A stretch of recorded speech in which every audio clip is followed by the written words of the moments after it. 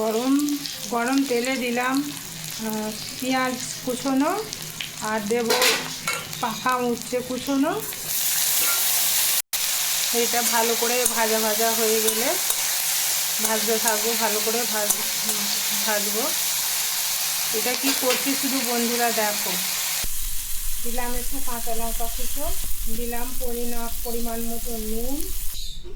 এইবার এই ভাতের আলু সিদ্ধ দিয়ে আর ওই ভাজাটাকে দিয়ে মাখবো। এইভাবে একবার আলু ভর্তা করে বন্ধুরা খেয়ে দেখবে, খুব সুন্দর খেতে হয়।